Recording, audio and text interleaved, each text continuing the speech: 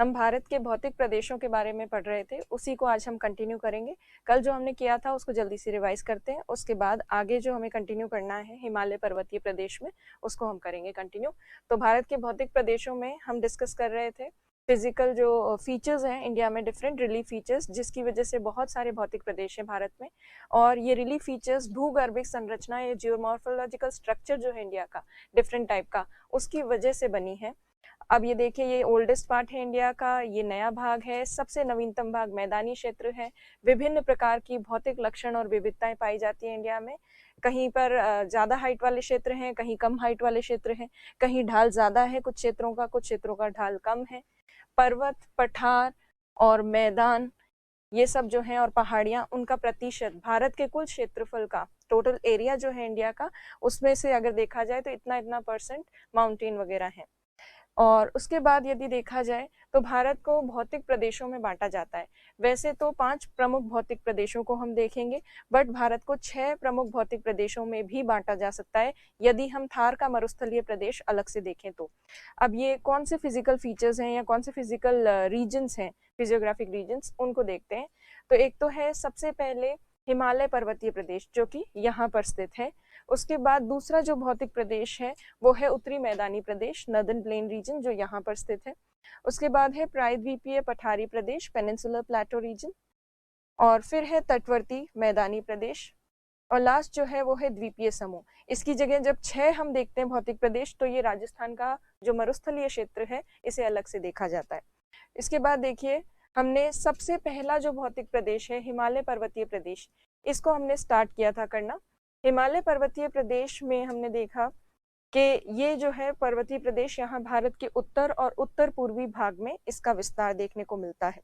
अब ये जो प्रदेश है, इसमें हमने ये देखा कि ये जो है 5 लाख वर्ग किलोमीटर में फैला हुआ है और एक चाप के रूप में, एक आर्क के फॉर्म में फैला है, वेस्ट से लेकर ईस्ट तक।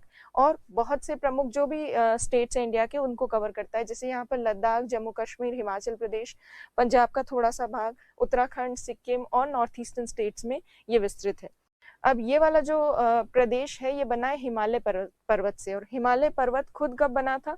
नवीन वलित पर्वत है, नया बना हुआ है, तृतीय युग में बना है और अभी चतुर्थ युग चल रहा है, क्वार्टरनरी पीरियड चल रहा है। That means it is new, नया ही है। और इससे संबंधित, हिमालय की उत्पत्ति से संबंधित जो सिद्धांत है वो भी हमने देखे थे, theories related to origin of Himalaya. 2 major theories को हमने डिस्कस किया था, एक तो कोबर की जियोसिंक्लाइन थ्योरी, और दूसरी थ्योरी जो हमने डिस्कस की थी वो थी प्लेट टेक्टोनिक थ्योरी, जो हम पहले ही भी कर चुके हैं। उसके बाद हिमालय को यदि देखा जाए तो हिमालय के 3 प्रमुख भाग हैं। एक तो है ट्रांस हिमालय, फिर आ जाता है मुख्य हिमालय, उसके बाद है पूर्वांचल। हम ट्रांस हिमालय वाला सेक्शन कल देख चुके थे। आज हम मुख्य हिमालय वाला जो भाग है इसको देखेंगे। उसको देखें उससे पहले ट्रांस हिमालय में जो हमने किया था उसको जल्दी से रिवाइज कर लेते हैं। तो देखिए, ट्रांस हिमालय जो है ये मुख्य हिमालय के पीछे स्थित है, वृष्टि छाया क्षेत्र में, रेन शैडो रीजन में, और मेनली इंडिया के लद्दाख वाला जो सेक्शन है उसमें विस्तृत है। ये इंडिया में लद्दाख में विस्तार है और पास में तिब्बत वाला जो क्षेत्र है उसमें भी इसका विस्तार ज्यादा है, इसीलिए इसे कहा जाता है तिब्बतन हिमालय या तिब्बत हिमालय। ये वृष्टि छाया क्षेत्र में है, रेन शैडो रीजन में, इसलिए यहाँ शुष्क परिस्थितियां हैं। और 3 प्रमुख श्रेणियां हैं यहाँ पर, जो कि है काराकोरम, लद्दाख और जास्कर। ये इनका सीक्वेंस है। और वृष्टि छाया क्षेत्र में होने का कारण शुष्क परिस्थितियां, वनस्पति बहुत कम है और भारत का ठंडा मरुस्थलीय क्षेत्र यहाँ पर है। ये सब हमने कल देखा था। अब ये जो 3 श्रेणियां देखी थी, इनमें हमने क्या क्या चीजें डिस्कस की थी कल, वो जल्दी से देखते हैं। काराकोरम श्रेणी में हमने देखी थी सबसे ऊंची चोटी भारत की, जो है K2 गॉडविन ऑस्टिन। और ये गॉडविन ऑस्टिन K2 जो है ये विश्व की दूसरी सबसे ऊंची चोटी भी है। उसके बाद ये जो लद्दाख की सबसे ऊंची चोटी है, इसका नाम है रकापोशी, ये भी हम कल देख चुके हैं। फिर हमने ये डिस्कस किया था कि काराकोरम श्रेणी, जो कि सबसे ऊंची और लंबी और काफी विस्तृत श्रेणी है, इस रेंज में काफी सारी ग्लेशियर्स हैं, जिनमें इंक्लूडेड है सियाचिन ग्लेशियर। और सियाचिन हिमनद जो है उससे एक नदी निकलती है, नुब्रा नदी, और नुब्रा नदी यहाँ पर इस पर्टिकुलर क्षेत्र में बनाती है नुब्रा घाटी, जो कि ट्राई आर्म्ड वैली है, त्रिभुजाकार जो है घाटी है, जो कि श्योक और नुब्रा नदी के मध्य भाग में स्थित है, वो हमने कल देखा था। उसके बाद लद्दाख श्रेणी में हमने डिस्कस किया था कि लद्दाख श्रेणी का जो तिब्बत में विस्तार है, उस तिब्बत में विस्तार को कहा जाता है कैलाश पर्वत। और कैलाश पर्वत के ठीक दक्षिण में स्थित है मानसरोवर झील। और इस लद्दाख श्रेणी और काराकोरम श्रेणी के बीच में स्थित है लद्दाख का पठार, जो भारत का सबसे ऊंचा पठार है और ठंडा मरुस्थलीय क्षेत्र है, कोल्ड डेजर्ट रीजन, जहाँ कई सारी लवणीय झीलें हैं, सलाइन लेक्स। तो ये सब हमने देखा था लद्दाख के लद्दाख श्रेणी से संबंधित, लद्दाख रेंज से रिलेटेड। फिर जास्कर रेंज जो है उसमें, अच्छा, लद्दाख रेंज में हमने ये भी डिस्कस किया था कि यहाँ एक पास है जिसका नाम है खारदुंगला। खारदुंगला पास जो है नुब्रा नदी घाटी को लेह जो है उससे जोड़ती है, या फिर यहाँ पर सिंधु नदी घाटी भी है, तो नुब्रा नदी घाटी और सिंधु नदी घाटी के बीच में है ये खारदुंगला दर्रा। तो ये है सिंधु नदी, इंडस रिवर, जो जास्कर और लद्दाख श्रेणी के बीच में से होकर निकलती है। तो ट्रांस हिमालय में ये हमने डिस्कस किया था लास्ट क्लास में। अब आगे हम डिस्कस करेंगे जो दूसरा भाग है हिमालय पर्वतीय प्रदेश का, और ये दूसरा भाग कौन सा है, मुख्य हिमालय वाला भाग। ये मुख्य हिमालय वाला भाग अब डिस्कस करेंगे आज की क्लास में। तो देखिए, मेन हिमालय जो है वो भी यहाँ पर तो ट्रांस हिमालय वाला पार्ट है, उसके ठीक आगे, ठीक साउथ में ये मेन हिमालय वाला रीजन है। और ये मुख्य हिमालय वाला जो भाग है इसमें 3 श्रेणियां हैं, 3 रेंजेस है, और ये 3 रेंजेस वेस्ट से लेकर ईस्ट तक फैली हुई है कंटिन्यूसली। इनमें से जो 3rd रेंज है शिवालिक, वो कई टुकड़ों में बटी हुई है, सतत नहीं है, कंटिन्यू नहीं है। तो ये 3 रेंजेस जो है इनसे बना है ये मुख्य हिमालय वाला भाग। अब ये मुख्य हिमालय वाला भाग यदि देखें तो यहाँ आपको याद होगा, यहाँ से सिंधु नदी आती है जास्कर के ठीक उत्तर में से। तो ये मेन हिमालय वाला part Indus river valley, Sindhu नदी घाटी से लेकर यहाँ ब्रह्मपुत्र नदी घाटी तक विस्तृत है। तो इंडस और ब्रह्मपुत्र के बीच में विस्तृत है ये वाला भाग। सिंधु नदी घाटी, इंडस रिवर वैली से लेकर यहाँ इस साइड से लेकर और यहाँ पर ब्रह्मपुत्र नदी घाटी तक विस्तृत है। और अगर हम इसका पश्चिम से पूर्व तक विस्तार देखें पूरा, तो पश्चिम से पूर्व तक इसका विस्तार लगभग 2400 किलोमीटर है, 2400 किलोमीटर दूरी तक विस्तृत है पश्चिम से पूर्व तक। इसकी चौड़ाई यदि आप देखेंगे तो ये वेस्टर्न साइड में ज्यादा चौड़ा है, और जैसे जैसे ईस्टर्न साइड में जाते हैं पूर्वी भाग में, इसकी चौड़ाई थोड़ी थोड़ी कम होती जाती है। और ये वाला जो मेन हिमालय वाला पार्ट है, इसकी ऊंचाई की अगर बात करें तो नेपाल वाला जो सेक्शन है वहां इसकी ऊंचाई काफी ज्यादा है। यदि देखा जाए इस मेन हिमालय को, तो केवल ये इंडिया में नहीं है, इंडिया के साथ साथ पड़ोसी देशों में भी इसका विस्तार है। जैसे इंडिया के अलावा नेपाल में विस्तृत है ये, नेपाल के अलावा तिब्बत में है, और उसके अलावा भूटान में है। तो इन देशों में विस्तार है इसका, और इंडिया में भी, इंडिया में काफी ज्यादा विस्तार है इस मुख्य हिमालय वाले भाग का। तो इतनी दूरी में विस्तृत है, चौड़ाई पश्चिम में ज्यादा है, पूर्व में चौड़ाई कम है, और ऊंचाई नेपाल वाला जो सेक्शन है उसमें सबसे ज्यादा है, और ब्रह्मपुत्र और सिंधु नदी के बीच में है, इंडस से लेकर ब्रह्मपुत्र के बीच में। तो अब देखिए, ये जो है अभी हमने डिस्कस किया, extends from west to east over a distance of 2400 kilometre between Indus and Brahmaputra river. अब इसमें देखिए, इंडिया, तिब्बत, नेपाल, भूटान, इन देशों में इसका विस्तार है। अब अच्छा, यदि हम ढाल की बात करें, स्लोप्स की, तो मुख्य हिमालय की जो तीनों श्रेणियां हैं उनके 2 स्लोप्स हैं। एक स्लोप तो है इंडिया की तरफ वाला ढाल, और भारत की तरफ वाला ढाल जो है उसे कहते हैं सदर्न स्लोप, दक्षिणी ढाल।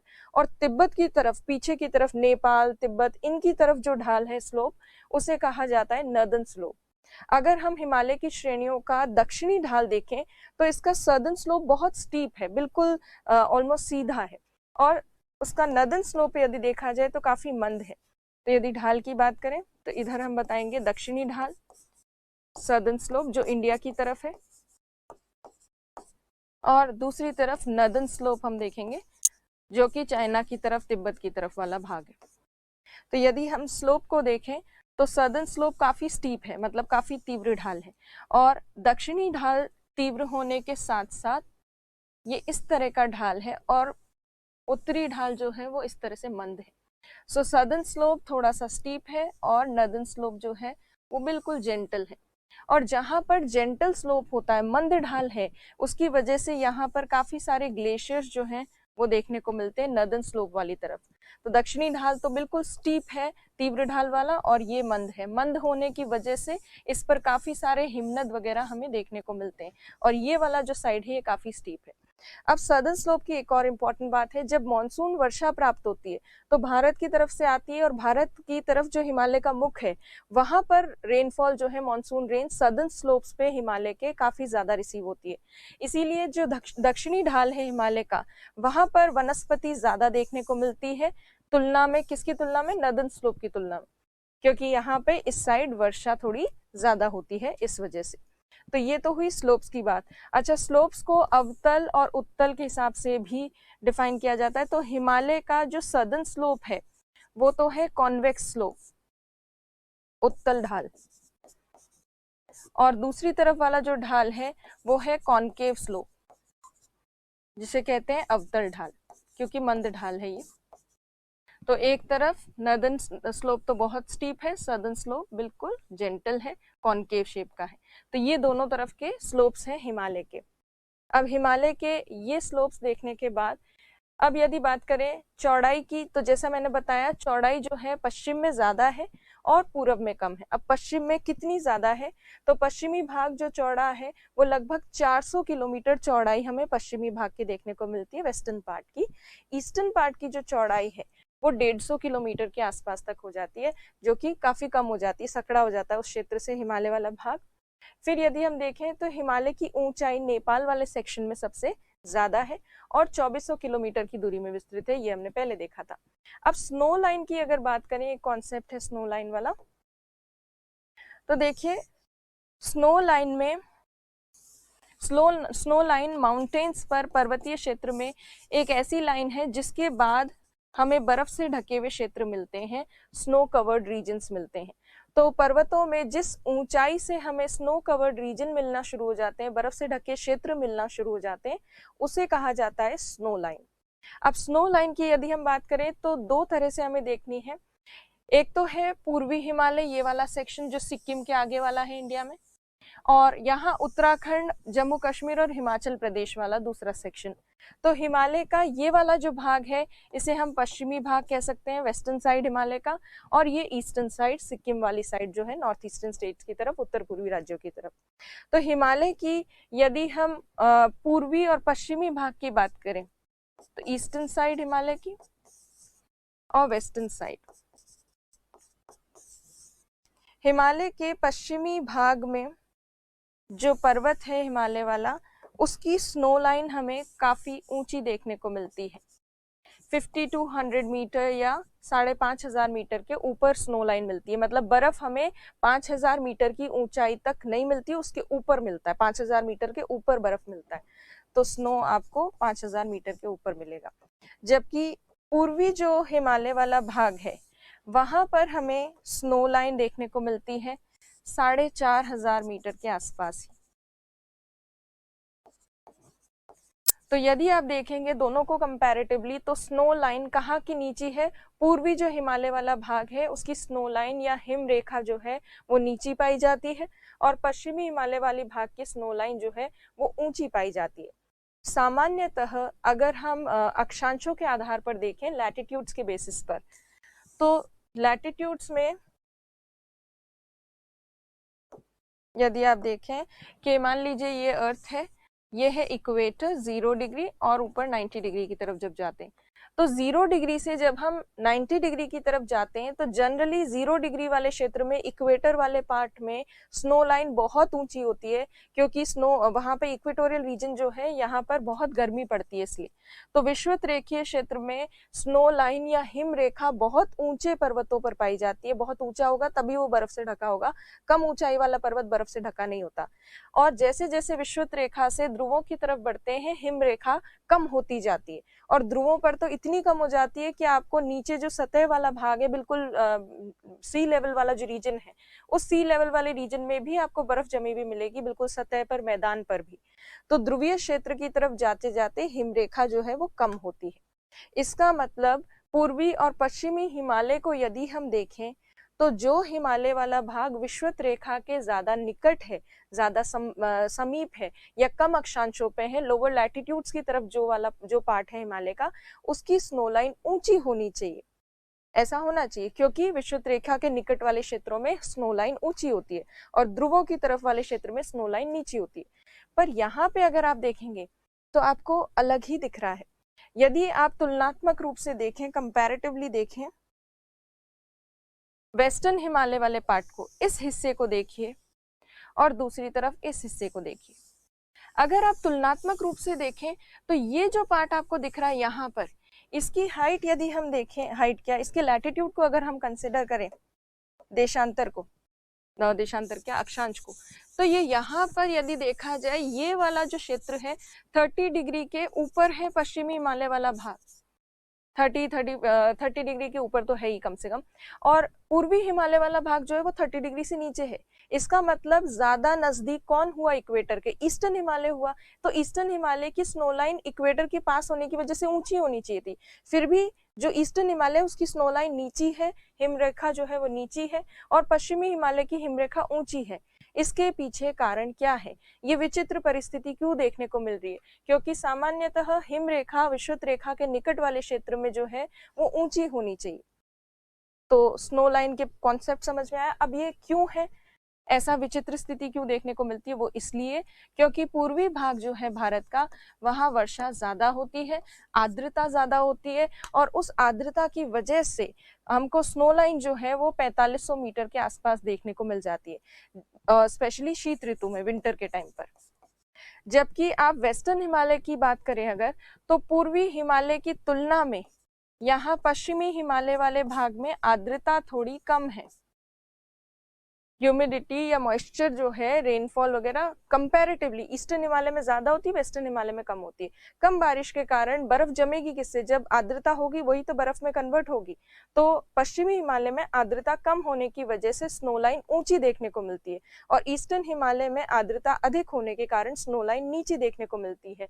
जबकि इनकी अक्षांशीय स्थिति जो है वो बिल्कुल विपरीत परिणाम की ओर संकेत करती है, बट फिर भी ये लैटिट्यूडनल कंडीशन को डिफाई करके आर्द्रता की वजह से दोनों की स्नो लाइन जो है उसमें ये वेरिएशन देखने को मिलता है। तो स्नो लाइन का कॉन्सेप्ट समझ में आया होगा। स्नो लाइन जनरली इक्वेटर से पोल्स की तरफ रिड्यूस होती है, पर ईस्टर्न हिमालय की स्नो लाइन कम है, नीची है, बिकॉज ऑफ मोर रेनफॉल और ह्यूमिडिटी। सो ये स्नो लाइन वाला कॉन्सेप्ट अगर आपको क्लियर हो तो अब आगे डिस्कस करते हैं। स्नो लाइन के अलावा अगर देखा जाए तो ये जो पूरा मुख्य हिमालय वाला भाग है, इसके दोनों तरफ हमें ऐसे मोड़ देखने को मिलते हैं, पश्चिम और पूर्व की तरफ। अब दोनों तरफ ये जो मोड़ है इनको क्या कहा जाता है और किस तरह के मोड़ हैं ये? तो यदि आप देखें यहाँ, ये जो हिमालय वाला पार्ट है वेस्टर्न साइड का, यहाँ पर हिमालय पर्वत मुड़ जाता है, जिससे पाकिस्तान में श्रेणियां बनती है सुलेमान और किरथर जैसी। तो हिमालय पर्वत पश्चिमी भाग में मुड़ जाता है और उत्तर से दक्षिण की तरफ इसका विस्तार होने लगता है, और इसी तरह से पूर्वी भाग जो है ईस्टर्न साइड, यहाँ पे भी हिमालय पर्वत मुड़ जाता है और हिमालय पर्वत का विस्तार उत्तर से दक्षिण की तरफ होने लगता है। और यहाँ पर जब मुड़ता है तो यहाँ बनता है पूर्वांचल पर्वत या पूर्वांचल।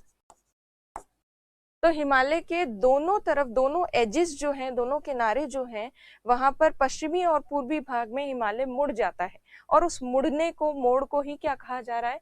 अक्षांगीय मोड़ कहा जा रहा है, सिंटेक्सियल बेंड कहा जा रहा है। और इस सिंटेक्सियल बेंड की वजह से ही पूर्वांचल हिमालय का निर्माण हुआ है, और पाकिस्तान में कई अन्य रेंजेस जो है, श्रेणियां जैसे सुलेमान आदि, इन सब का निर्माण हुआ है। तो मुख्य हिमालय के दोनों तरफ आपको अक्षांगीय मोड़ भी देखने को मिलेंगे। फिर अब मुख्य हिमालय वाला जो भाग है, इसमें ये 3 श्रेणियां हैं, 3 रेंजेस हैं। कौन कौन सी हैं? तो सबसे पहले तो है वृहद हिमालय, ग्रेट हिमालय, ये जो सबसे नदर्न मोस्ट है ये है ग्रेट हिमालय। उसके बाद है मिडल हिमालय, मध्य हिमालय वाला भाग, और सबसे बाहर जो है वो है शिवालिक। तो ग्रेट हिमालय, मध्य हिमालय और शिवालिक, ये 3 श्रेणियां हैं। तो कुल मिलाकर मुख्य हिमालय वाला भाग ये है।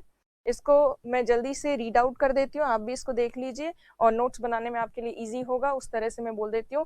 तो ये मुख्य हिमालय जो है, ये हिमालय पर्वतीय प्रदेश का दूसरा प्रमुख भाग है, जिसका विस्तार पश्चिम से पूर्व तक 2400 किलोमीटर की दूरी में सिंधु तथा ब्रह्मपुत्र नदी घाटी के बीच है। इसका विस्तार भारत, तिब्बत, नेपाल तथा भूटान में देखने को मिलता है।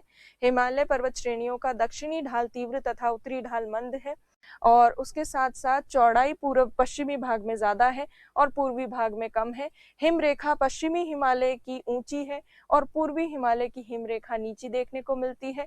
हिमालय के दोनों किनारों पर अक्षांगीय मोड़ देखने को मिलते हैं तथा 3 श्रेणियां इस मुख्य हिमालय वाले भाग में सम्मिलित हैं, जिसमें है वृहद हिमालय, मध्य हिमालय और शिवालिक। सबसे पहली श्रेणी को वृहद हिमालय को हम सबसे पहले देखेंगे। ग्रेट हिमालय वाले पार्ट की अगर बात करें तो ये ग्रेट हिमालय जो है ये भी विस्तृत है जम्मू कश्मीर से लेकर अरुणाचल प्रदेश तक। जैसे अभी बाकी सारी रेंजेस देखी हमने, इंडस सिंधु से लेकर ब्रह्मपुत्र तक विस्तार है पूरे मुख्य हिमालय का, वैसे ही बृहद हिमालय ग्रेट हिमालय का भी विस्तार कहाँ से कहाँ तक है, जम्मू कश्मीर से लेकर अरुणाचल प्रदेश तक। अब ये जो विस्तार है ये कौन कौन सी चोटियों के बीच में है वो देखिए। तो जम्मू कश्मीर वाला जो भाग है वहां एक पर्वत चोटी है जिसका नाम है नंगा पर्वत।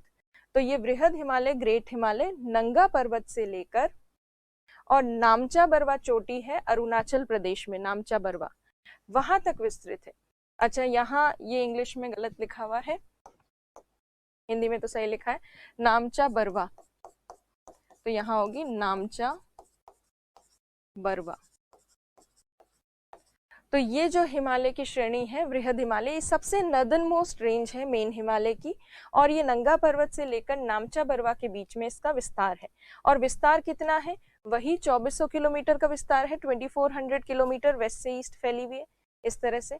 और चौड़ाई जो है वो वही पश्चिमी भाग में चौड़ाई ज्यादा है और पूर्वी भाग में चौड़ाई कम हो जाती है। अब हाइट की यदि बात करें तो वही सिंपल सा, हाइट ज्यादा कहाँ देखने को मिलती है, नेपाल वाला जो बीच वाला सेक्शन है वहां की ऊंचाई सबसे ज्यादा है। यदि हम औसत ऊंचाई की बात करें, एवरेज हाइट की, तो वैसे तो ये विश्व की सबसे ऊंची श्रेणी है, पर इसकी एवरेज हाइट जब देखते हैं तो ये 6100 मीटर इसकी एवरेज हाइट है। जब भी हाइट बताई जाती है वो मीटर में बताई जाती है, लेंथ और विड्थ वगैरह जो है चौड़ाई लंबाई वो किलोमीटर में बताई जाती है। तो 6100 मीटर इसकी औसत ऊंचाई है, एवरेज हाइट ये है। पर यदि हम देखें तो ये विश्व की सबसे ऊंची श्रेणी है और इसी श्रेणी में विश्व की सबसे ऊंची चोटी देखने को मिलती है, हाईएस्ट पीक ऑफ वर्ल्ड भी इसी में हमें देखने को मिलती है। अब जो है चौड़ाई, इसकी चौड़ाई भी इसकी पश्चिम में ज्यादा है, पूर्व में कम है। अगर हम औसत स्तर पे देखें एवरेज बेसिस पर इसकी विड्थ, तो इसकी औसत चौड़ाई या विड्थ जो है वो हमें 25 किलोमीटर देखने को मिलती है, 25 किलोमीटर। तो औसत चौड़ाई 25 किलोमीटर, औसत ऊंचाई 6100 मीटर, चौड़ाई पश्चिम में ज्यादा पूर्व में कम, और विस्तार नंगा पर्वत से नामचा बरवा तक, और ऊंचाई ज्यादा कहाँ है, नेपाल वाले सेक्शन में। ये अभी मैंने बताया इसका विस्तार कितने किलोमीटर में है, 2400 किलोमीटर, पश्चिम से पूर्व 2400 किलोमीटर। अब देखिए ये विश्व की सबसे ऊंची चोटी है, जैसा मैंने अभी आपको ऊंची श्रेणी है जैसा बताया मैंने अभी आपको। और विश्व की सबसे ऊंची चोटी जो कि कौन सी है, माउंट एवरेस्ट, वो भी इसी श्रेणी का भाग है। तो माउंट एवरेस्ट वर्ल्ड की हाईएस्ट पीक भी यहाँ देखने को मिलती है। और ये माउंट एवरेस्ट है कहाँ पर, तो ये है नेपाल और तिब्बत के सीमा क्षेत्र पर, नेपाल और तिब्बत के बॉर्डर रीजन पर। और नेपाल में इस माउंट एवरेस्ट को सागर माथा भी कहा जाता है, सागर माथा नाम से जाना जाता है। अब देखिए ये सबसे ऊंची चोटी है यहाँ पर। तो माउंट एवरेस्ट जो है इंडिया में नहीं है, नेपाल और तिब्बत के सीमा क्षेत्र पर है। और भी कई अन्य ऊंची चोटियां इसका भाग है, इस रेंज का पार्ट है, जैसे कंचनजंगा, नंदा देवी, ये सब पीक्स जो है ये भी इसी का पार्ट है, इस रेंज का। तो सागर माथा कहा जाता है कहाँ, नेपाल में। अब हिमाद्री जो है, इस श्रेणी को हिमाद्री नाम से भी जाना जाता है। हिमाद्री इसलिए कहा जाता है क्योंकि हिम का आवरण इस पे पूरे साल बना रहता है, बर्फ से ढकी भी रहती है, क्योंकि ऊंचाई इसकी काफी ज्यादा है। तो इस श्रेणी के जो ऊंचे भाग हैं, अपर पार्ट, वो हमेशा थ्रू आउट द ईयर बर्फ से ढके रहते हैं, इसी वजह से इसको कहा जाता है हिमाद्री। तो ये नाम इसके साथ एसोसिएटेड है। उसके अलावा यदि देखें हिमनद, जैसे हमने ट्रांस हिमालय वाली रेंजेस की थी उसमें काराकोरम रेंज की थी, काफी ऊंची है, उसमें काफी सारे ग्लेशियर्स हैं, वैसे ही इस विश्व की सबसे ऊंची श्रेणी में हिमनद होना और बहुत से हिमनद होना स्वाभाविक सी बात है। तो यहाँ बहुत सारे ग्लेशियर्स हैं, और कौन कौन से मेजर ग्लेशियर्स हैं वो देखिए। यहाँ गंगोत्री है, यमुनोत्री है, सतोपन, पिंडर, मिलान, ये सब ग्लेशियर्स हैं। और इन्हीं से भारत की प्रमुख नदियां निकलती हैं, जैसे गंगा नदी निकलती है, यमुना नदी निकलती है। तो ये जो मेजर रिवर्स हैं इंडिया की, वो इसी प्रमुख श्रेणी से निकलकर आती हैं। इसीलिए ये जो श्रेणी है ये हमारे लिए जल सुरक्षा के लिए या वाटर जो रिसोर्सेज जो हैं उसकी वजह से ये इम्पोर्टेंट है रेंज। उसके अलावा यदि देखा जाए, यहाँ ये कंटिन्यूस रेंज है, बहुत ऊंची भी है और बिल्कुल सतत है, कहीं गैप नहीं है इस रेंज में, पश्चिम से लेकर पूर्व तक। इसीलिए जब कोई कंटिन्यूस रेंज होती है तो उसको काट कर पासेस बनाए जाते हैं, दर्रे बनाए जाते हैं। तो इस रेंज में भी कई सारे पासेस हैं और उसमें इंक्लूडेड है जोजिला, बुर्जिला, शिवकिला, ये सारे पासेस जो हैं, नाथुला, जलीपला, ये सब पासेस इस रेंज में हैं। हिमालय के जितने भी पासेस हैं उनको हम एक साथ देखेंगे जब हम ये सेक्शन कर लेंगे। उसके बाद हिमालय पर्वतीय प्रदेश के एंडिंग में हम देखेंगे एक साथ सारे पासेस को। तो पासेस जो है उनको, दर्रों को ला कहा जाता है यहाँ पर स्थानीय भाषा में, लोकल लैंग्वेज में ला कहते हैं, इसीलिए बुर्जिला और शिवकिला सबके साथ ला लगा होता है। तो अब देखिए ये जो हमने अभी किया, मुख्य हिमालय में यही प्रमुख चीजें हैं। अगर मुख्य हिमालय का के आपको नोट्स बनाने हो या लिखना हो उसको शॉर्ट में, तो कैसे लिखा जा सकता है? मुख्य हिमालय में आप लिख सकते हैं कि ये मुख्य हिमालय क्या, बृहद हिमालय में क्या लिखना है वो देखिए। यह मुख्य हिमालय की सबसे उत्तरी श्रेणी है जो नंगा पर्वत से नामचा बरवा तक 2400 किलोमीटर की दूरी में विस्तृत है। पश्चिम में इसकी चौड़ाई अधिक है, पूर्व में चौड़ाई कम है।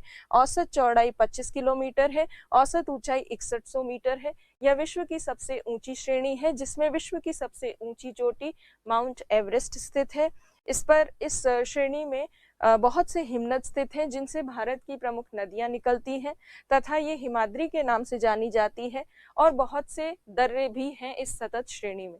तो आप ये सब चीजें लिख सकते हैं। इंग्लिश में वही सेम चीजों को आप ट्रांसलेट कर सकते हैं, जैसे it is the northernmost range of main Himalaya which extends from Nanga Parbat to Namcha Barwa over a distance of 2400 kilometre, and it is wider on western side and compared to eastern side. Its average width is 25 kilometer, average height is 6100 meter, and it is world's highest range, and it also contains world's highest peak, which is Mount Everest. It is also called Himadri, and many glaciers which feed the major rivers of India are located here, and it has many passes which provide connectivity to the northern parts of India. So ये सब करने के बाद दूसरी जो श्रेणी है मुख्य हिमालय की, उसकी बात करते हैं। मुख्य हिमालय की दूसरी श्रेणी का नाम है मध्य हिमालय, क्योंकि ये ग्रेट हिमालय और शिवालिक के बीच में है, इसलिए इसको मध्य हिमालय भी कहा जाता है। मध्य हिमालय के अलावा इसको 2-3 नाम और दिए जाते हैं। लघु हिमालय मतलब लेसर हिमालय, और हिमाचल हिमालय भी इसको कहा जाता है, इस रेंज को। अब देखिए ये रेंज कहाँ से कहाँ तक है और किस तरह से विस्तृत है। तो ये अभी जो हमने ग्रेट हिमालय देखा था उसके ठीक साउथ में स्थित है, और ये वाली जो रेंज है इसकी भी चौड़ाई हमें कहाँ ज्यादा देखने को मिलती है? पश्चिमी भाग में चौड़ाई ज्यादा, पूर्वी भाग में चौड़ाई कम। विस्तार वही कितना, 2400 किलोमीटर होगा, पर इसकी जो हाइट है ग्रेट हिमालय वाली जो रेंज थी उससे थोड़ी कम है। मध्य हिमालय की हाइट थोड़ी कम है और शिवालिक की हाइट मध्य हिमालय से भी कम है। तो जैसे जैसे हम साउथ की तरफ बढ़ते हैं रेंजेस की हाइट थोड़ी कम होती जाती है। तो इसकी अगर हाइट की हम बात करें तो इसकी एवरेज हाइट है 3700 मीटर से लेकर 4500 मीटर, 3700 से 4500 मीटर इसकी लगभग ऊंचाई पाई जाती है, और 50 किलोमीटर के आसपास इसकी औसत चौड़ाई है। एवरेज जो विड्थ है वो 50 किलोमीटर के आसपास देखने को मिलती है।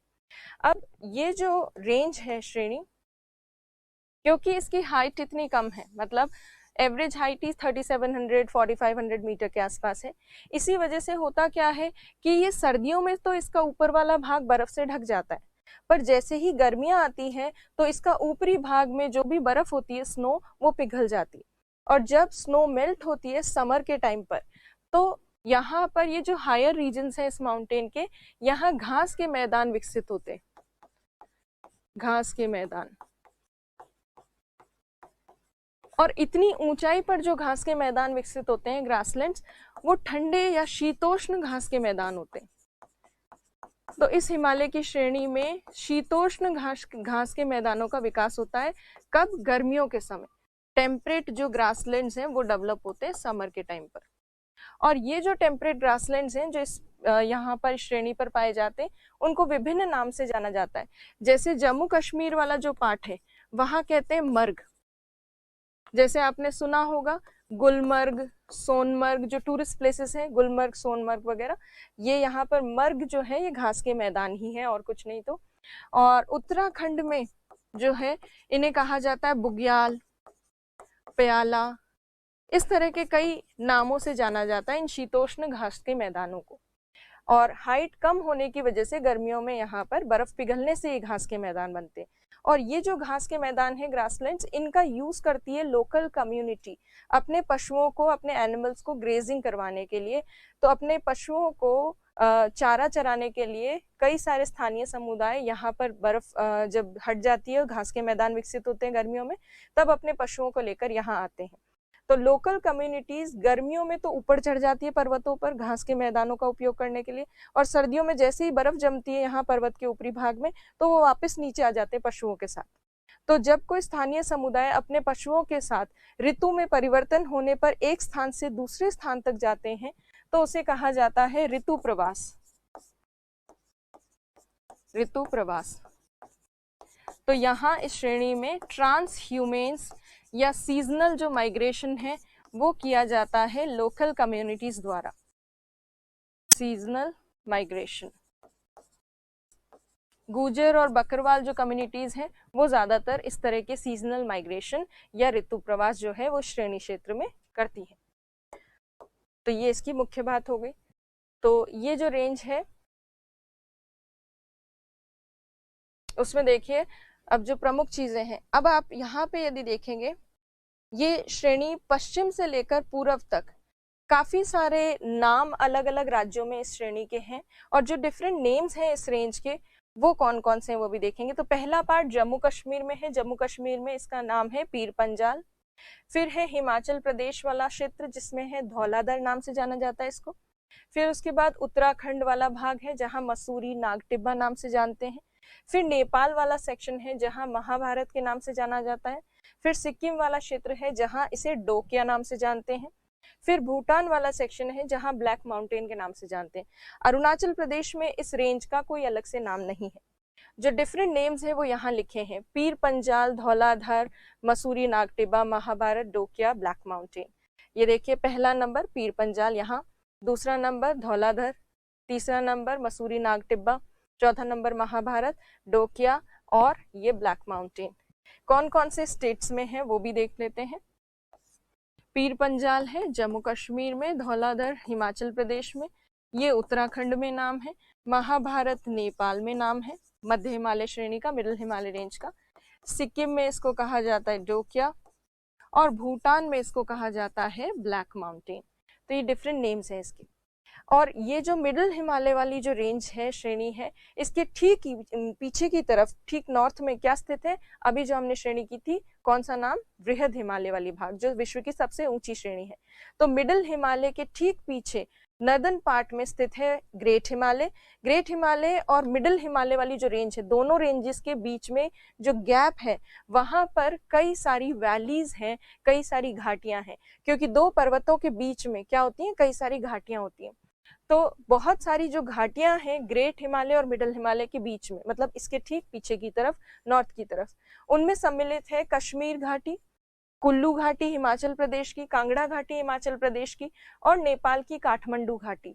तो ग्रेट हिमालय, बृहद हिमालय और मध्य हिमालय के बीच में बहुत सारी घाटियां पाई जाती हैं, वैलीज देखने को मिलती हैं, जिसमें सम्मिलित है कश्मीर, कुल्लू, कांगड़ा और काठमांडू जैसी कई सारी घाटियां। अब जो है इस श्रेणी में भी कहीं कहीं कुछ पासेस हैं, जिनमें से दो इंपॉर्टेंट पासेस के नाम यहाँ हैं, बनिहाल और पीर पंजाल नाम के दर्रे हैं यहाँ पर। और इन दर्रों को, ये किसको कनेक्ट करते हैं, क्या है, वो हम बाद में एक साथ जो हिमालय के दर्रे करेंगे पासेस, उसमें देखेंगे। तो इसमें पासेस भी हैं इस रेंज में। प्लस यहाँ शीतोष्ण कटिबंधीय घास के मैदान हैं जिन्हें बुग्याल प्याला के नाम से जाना जाता है उत्तराखंड में, और मर्ग के नाम से जाना जाता है जम्मू कश्मीर में। तो ये हो गई मध्य हिमालय वाली श्रेणी। इसको यदि आपको नोट्स में लिखना हो तो कैसे लिखेंगे, यह मुख्य हिमालय की दूसरी प्रमुख श्रेणी है जिसका विस्तार पश्चिम से पूर्व तक 2400 किलोमीटर में है। इसकी औसत चौड़ाई 50 किलोमीटर तथा औसत ऊंचाई 3700 से 4500 मीटर है। और ये जो है श्रेणी ये विभिन्न नामों से जानी जाती है, जैसे पीर पंजाल, धौलाधर आदि। फिर उसके बाद इस श्रेणी तथा मध्य हिमालय के बीच में कई सारी घाटियां स्थित है। ग्रीष्म ऋतु के दौरान इस श्रेणी में बर्फ पिघलने से इस श्रेणी के ऊपरी भाग में शीतोष्ण कटिबंधीय घास के मैदानों का निर्माण होता है, जिन्हें मर्ग, बुग्याल, प्याला नाम से जाना जाता है। और उसके साथ साथ ऋतु प्रवास यहाँ करते हैं इन घास के मैदानों में स्थानीय समुदाय। और कई सारी घाटियां जो है यहाँ स्थित, अच्छा घाटियां तो हमने देख लिया, बनिहाल और पीर पंजाल जैसे दर्रे भी इस श्रेणी में स्थित है। उसके साथ साथ इसी श्रेणी क्षेत्र में और इसकी घाटी जो इसके आसपास है वो टूरिस्ट स्पॉट्स हैं, कई इंपॉर्टेंट पर्यटन स्थल है बहुत सारे प्रमुख, जैसे नैनीताल, कुल्लू, मनाली, वो सब यहाँ पर इसी श्रेणी क्षेत्र में स्थित है। टूरिज्म के पॉइंट ऑफ व्यू से ये रेंज काफी इंपॉर्टेंट है। अब जो लास्ट श्रेणी है उसको देख लेते हैं। ये लास्ट श्रेणी किसकी लास्ट है? मुख्य हिमालय की 3 श्रेणियों में से सबसे दक्षिणी श्रेणी है, सबसे सदर्न मोस्ट, और हाइट धीरे धीरे कम होती जाती है। तो शिवालिक वाली जो रेंज है उसकी हाइट तीनों रेंजेस में सबसे कम है और सबसे नई बनी हुई है। जितनी साउथ में होगी रेंज उतना नई बनी हुई है। तो शिवालिक ग्रेट हिमालय और मिडिल हिमालय से के बाद में बनी है। तो लेटेस्ट सबसे नवीनतम श्रेणी है मुख्य हिमालय की। इसका विस्तार भी वही, चौड़ी कहाँ पे है? पश्चिम में, और पूर्व में चौड़ाई कम है। इसकी यदि ऊंचाई की बात करें तो बहुत कम ऊंचाई है, 500 से 1500 मीटर के आसपास हमें इसकी ऊंचाई देखने को मिलती है। और इसका जो विस्तार है पश्चिम से पूर्व तक ये कंटिन्यू नहीं है, बीच बीच में कई जगह से टूटी हुई है। तो ये डाइसेक्टेड रेंज है, कंटिन्यू रेंज नहीं है, सतत श्रेणी नहीं है, कई टुकड़ों में बटी हुई है। इसकी चौड़ाई की यदि बात करें तो 10 से 50 किलोमीटर के आसपास इसकी चौड़ाई हमें देखने को मिलती है, इतनी ज्यादा चौड़ाई इसकी नहीं है। अब देखिए ये वाली जो श्रेणी है इसको भी कुछ एक नामों से जाना जाता है डिफरेंट प्लेसेस पर, और ये नाम क्या है वो देखिए। जम्मू पहाड़ियां, तो सबसे पहला भाग जो है जम्मू कश्मीर वाला हिस्सा, उसमें से जम्मू पहाड़ियों के नाम से जाना जाता है। हिमाचल प्रदेश में इसका कोई विशेष नाम नहीं है। उत्तराखंड वाला जो भाग है उसमें इसको कहते हैं दूधवा धांग, दूधवा धांग पहाड़ियां, दूधवा धांग हिल्स। नेपाल में इसको कहा जाता है चूड़िया घाट। फिर उसके बाद दाफला, मिसमी, अबोर, मिरी, ये सब जो नाम है ये अरुणाचल प्रदेश में इसके नाम है। तो इस शिवालिक श्रेणी को भी विभिन्न नामों से जाना जाता है। जम्मू पहाड़ियां तो पता ही चल रहा है कहाँ पे नाम है। दूधवा धांग ये जो नाम है ये उत्तराखंड में है। चूड़िया घाट है नेपाल में। दाफला, मिसमी, अबोर, मिरी, ये सारे नाम जो हैं ये अरुणाचल प्रदेश में। तो ये विभिन्न नामों से जानी जाती है। ये श्रेणी, ये रेंज जो है इसके और मिडिल हिमालय के बीच में भी कई सारी घाटियां हैं, वैलीज हैं। और जो वैलीज हैं इनके ग्रेट मिडिल हिमालय, मध्य हिमालय और शिवालिक के बीच में, मध्य हिमालय और शिवालिक, इनके बीच में कई समतल घाटियां हैं, फ्लैट वैलीज, मतलब पूरी अवसादों से भरी हुई है, दोनों माउंटेन्स के बीच में सेडिमेंट्स भरे हुए। वो समतल घाटियां जो है यहाँ पर, उन्हें पश्चिमी भाग में और पूर्वी भाग में, हिमालय के पश्चिमी और पूर्वी भाग में अलग अलग नामों से जाना जाता है। पश्चिमी भाग में दून के नाम से जानते हैं इनको, दून नाम की घाटियां, और पूर्वी भाग में द्वार नाम से जाना जाता है इन घाटियों को। तो शिवालिक श्रेणी के ठीक उत्तर में मध्य हिमालय और शिवालिक के बीच में समतल घाटियां हैं, फ्लैट वैलीज हैं, जिनको दून और द्वार के नाम से जाना जाता है, जैसे हरिद्वार, देहरादून, कोटली दून, पाटली दून। तो ये सब जो है ये घाटियां हैं, और ये घाटियां चावल की खेती के लिए विख्यात है। तो दून और द्वार नाम की घाटियां हैं जो चावल की खेती के लिए विख्यात है। दून कहाँ है? पश्चिम में, वेस्ट साइड में दून कहा जाता है, और द्वार कहते हैं ईस्ट साइड में। देहरादून, हरिद्वार, ये सब जो है ये भाग है। अच्छा, यहाँ पर चोस नाम की एक स्पेशल जो चीज है वो हमें शिवालिक श्रेणी में देखने को मिलती है। चोस जो है ये कुछ टेम्परेरी स्ट्रीम्स या अस्थायी धाराओं को कहा जाता है, अस्थायी धाराएं।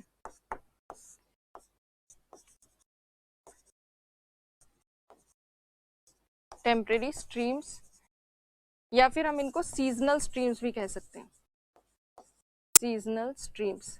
अब ये सीजनल स्ट्रीम्स जो हैं ये कब आती हैं या कब शिवालिक श्रेणी में देखने को मिलती हैं? तो मुख्यतः जब मॉनसून की स्थिति होती है, मॉनसून के टाइम पर ये जो शिवालिक पर्वत है यहाँ पर वर्षा प्राप्त होती है, मॉनसून पवनें आती हैं और रेनफॉल करती हैं और काफी ज्यादा बारिश प्राप्त होती है। और बारिश के दौरान क्या होता है, शिवालिक श्रेणी क्षेत्र में ऐसी काफी सारी लोकल स्ट्रीम्स, धाराएं जो हैं वो निकलने लग जाती है, रेनी सीजन में ही बनती हैं। और ये धाराएं जब शिवालिक पर्वत के ऊपर चलती हैं, ये स्ट्रीम्स, तो ये हर मॉनसून के दौरान इस पर्वत पर बहते बहते इस पर्वत को काटती हैं, इरोड करती हैं।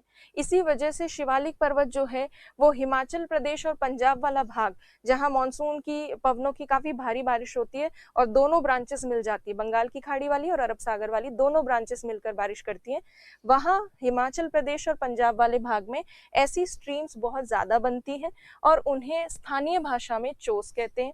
और ये चोस नाम की धाराएं काफी ज्यादा काट देती हैं शिवालिक पर्वत श्रेणी को, और इसी वजह से कटी फटी या डाइसेक्टेड फॉर्म में हमें शिवालिक रेंज देखने को मिलती है हिमाचल प्रदेश और पंजाब वाले भाग में। तो ये चोस जो है इसको भी हमेशा शिवालिक से रिलेट करके देखना है। तो शिवालिक श्रेणी जो है उसमें यही प्रमुख चीजें हैं। अगर शिवालिक श्रेणी के आपको नोट्स बनाने हो तो किस तरह से आप इसको लिख सकते हैं, तो आप लिखेंगे कि ये मुख्य हिमालय की सबसे दक्षिणी तथा नवीनतम श्रेणी है, जिसकी ऊंचाई लगभग 500 से 1500 मीटर है तथा चौड़ाई 10 से 50 किलोमीटर है। इस श्रेणी को विभिन्न नामों से जाना जाता है, जैसे जम्मू पहाड़ियां, दुधवा धांग आदि। इस श्रेणी तथा मध्य हिमालय के बीच में कई सारी समतल घाटियां हैं, जिन्हें पश्चिमी भाग में दून कहते हैं, पूर्वी भाग में द्वार कहा जाता है। इन घाटियों का उपयोग चावल की खेती के लिए होता है तथा मॉनसून के दौरान पंजाब और हिमाचल प्रदेश वाले शिवालिक क्षेत्र में अस्थायी धाराएं बनती हैं, जिन्हें स्थानीय भाषा में चोस कहते हैं। और इन धाराओं के कारण शिवालिक पर्वत काफी सारे भाग में अपर्दित हो जाता है और काफी सारे भागों में विभक्त हो जाता है। सो ये आप लिख सकते हैं। इंग्लिश में अगर बात करें तो it is the southern most and latest range of main Himalaya, and this range has an average elevation of around 500 to 1500 meter. It has a width of around 10 to 50 kilometer. It has various regional names such as Jammu Hills, Dudhwa Dhang, etc. To the north of Shivalik range and in between Middle Himalaya and Shivalik range, Doon and Dwar valleys, flat valleys are there. They are called Doon on western side, Dwar on eastern side. They are used for rice cultivation, and seasonal streams called Chos dissect Shivalik mountain into different parts. So ये आप लिख सकते हैं।